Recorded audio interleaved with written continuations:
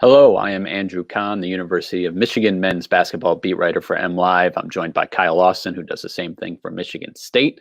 We're here to preview the NCAA Tournament 2021. It's been a couple years since we've had one. Of course, for Michigan State, that NCAA Tournament is already over.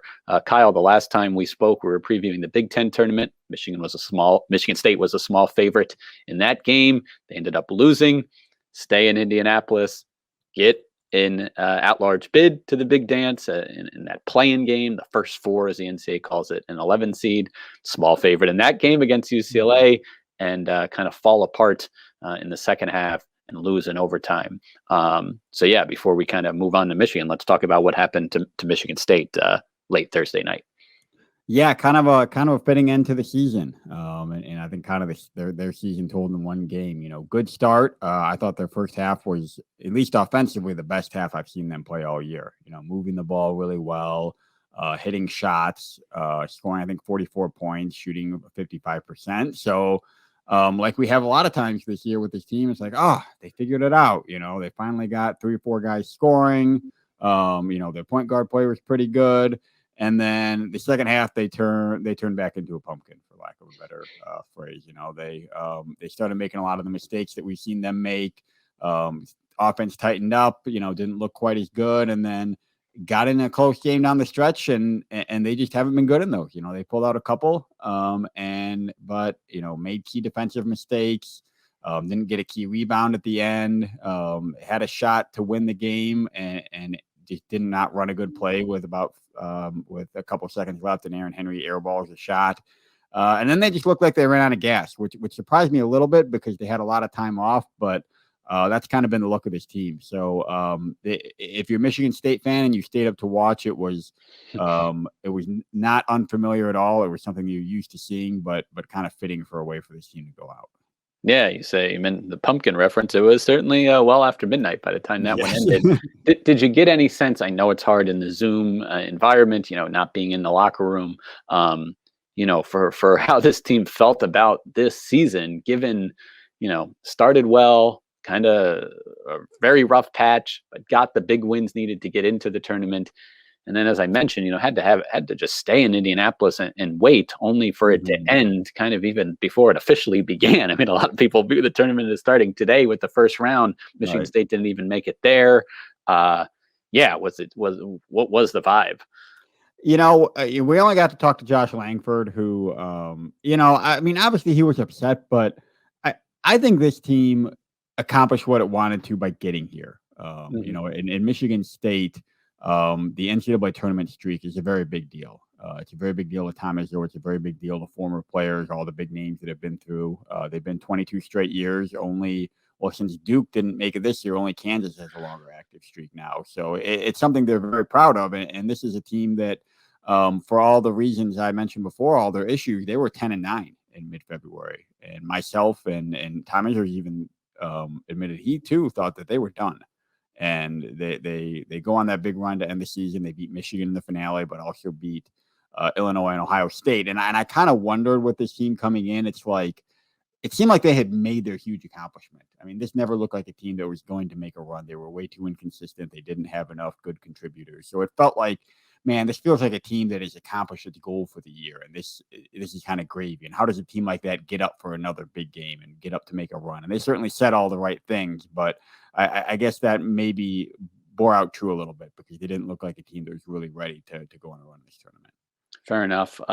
Michigan, on the other hand, they are number 1 seed. They will open play Saturday, 3:00 p.m. Eastern time. Same gym you were just in, Mackey Arena in West Lafayette, Purdue's It's weird, home. man. It's weird. Okay. I'll tell you that now. Yeah, I mean, that's one of the loudest, Big Ten arenas, I'd say normally, when we're there for conference games. But there is actual crowd noise. Like for the first time this year, like you realize the difference between fake crowd noise and like there's not a ton. Like I think they had 1,300 or so. But you're right because it's a loud arena. It is packed. Like it's a good basketball arena. Everything's in close. It's kind of that snake pit feel. And I feel safe to say Michigan will have a few more fans there than Texas Southern. It does make a difference. I will say that having been in that arena.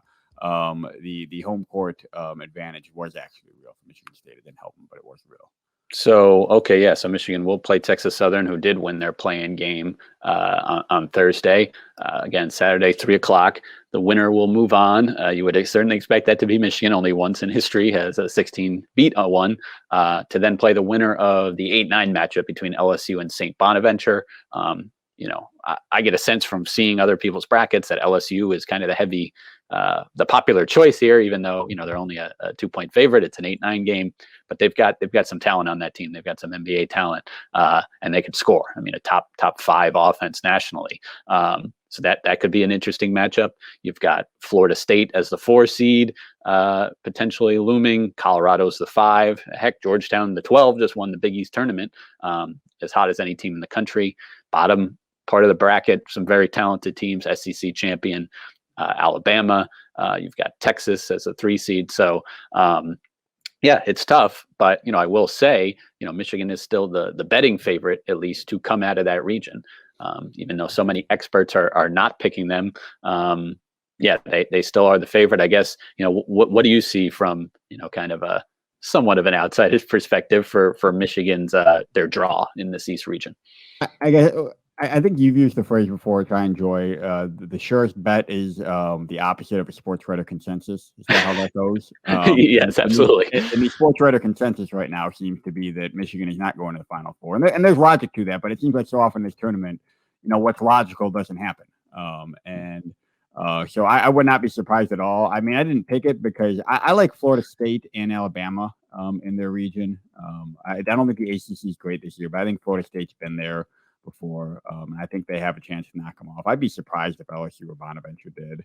And then Alabama, I think the SEC has been pretty good too, and I've liked Alabama. So it's partially because obviously they have the injury, but I also think that they got probably the toughest, some of the toughest teams in their draw. Like I look at Gonzaga and like they might sleepwalk to the Final Four.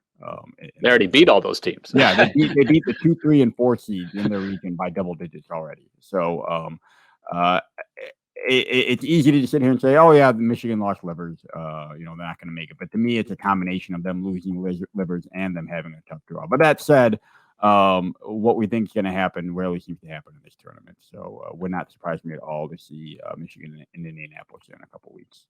Michigan, Florida State would be interesting. Leonard Hamilton, Florida State's coach, kind of a mentor to Juwan Howard. Juwan has said, Alabama, I just think is a tough matchup for Michigan because they've got, kind of versatile, smaller perimeter oriented, centers, that could pull Hunter Dickinson away from the basket, on one end and still limit him, at the other. So that could be a tough matchup. Again, that's the Elite Eight. You just don't know what's going to happen. I referenced Michigan's last, Final Four run, 2018. They go to the national championship. They're a 3 seed. People talking about that matchup with 2 seed North Carolina. It never materializes because North Carolina gets upset, end up getting to play a 7, a 9. They get an 11 in the Final Four. That was historically fortunate of a run, but you just really never know what's going to happen, with the other teams, in your region. So that's what Michigan is dealing with. Lost 3 of 5 coming in. And lose Isaiah Livers, which I think is a major blow, to their NCAA tournament chances, their hopes of going, very far, because that's right. When they were at their best, of course, with all pieces, all 7 or 8 guys in the rotation. So, that's certainly a big blow, and I would not expect him to come back. But, it was not just Isaiah Livers that won them the regular season title in the toughest conference in college basketball, and getting outside of that league and playing some of these other teams, I think will certainly serve them well. And I'm curious to see how the Big Ten does overall, because it's, we made such a big deal all year about how great this league was. It seems like it hasn't always translated to the NCAA tournament. Obviously, you can start with the fact that nobody's won this tournament out of the Big Ten since Michigan State in 2000, which would certainly seem like a year to do it. I don't know if we want to say who we're picking or anything. I've got Illinois in the title game because I've liked. Obviously they're coming in.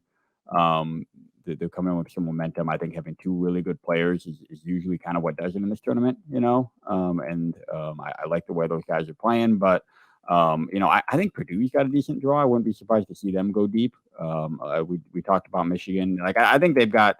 I think they've got the Big Ten's got options to get to the Final Four, and I think for the league, it would be really important for them to finally win one of these things. Yeah, I've got 3 Big Ten teams. Sorry, 4 Big Ten teams in the Elite Eight, because I did go very chalky in the Elite Eight, and then just one advancing to the Final Four. I've got Gonzaga. I do have Alabama beating Michigan. I've got Baylor, and I've got Illinois, and I've got Illinois in the championship like you do, but I've got them going one step farther and actually, winning it over Gonzaga. Yeah, that's what I see. I see that the drought does end for the Big Ten this year, with Illinois cutting down the nets. Yeah, I've got Gonzaga for kind of what we talked about earlier. Like I think that's a combination of being the best team and having the easiest path. I think having the two of those. I think their style of play is suited well for this tournament. Just the up tempo style that they play, and I don't think they're going to get challenged a whole lot. So I've got them winning it over Illinois. So we've got the same title game, and I've got Arkansas in my Final Four. I think Baylor's a little bit vulnerable in that region. I've actually got Purdue beating them. And then my other upset special, I got Rutgers in my Elite Eight, and it might be just because I love me some Steve Peichel, as I think I know you do too. But I think they can just turn games into rock fights and win some low scoring 54 games and stuff like that. Yeah, no, I definitely could see the Big Ten having a very good showing. But it should be very exciting. It's the best time of year, and it's back. Just a little more than an hour. The first round game will tip off at 12:15 Eastern time here on Friday. Michigan again opens Saturday, 3:00 p.m. You can watch that game. So stay tuned for more coverage on MLive.com, and thank you for watching.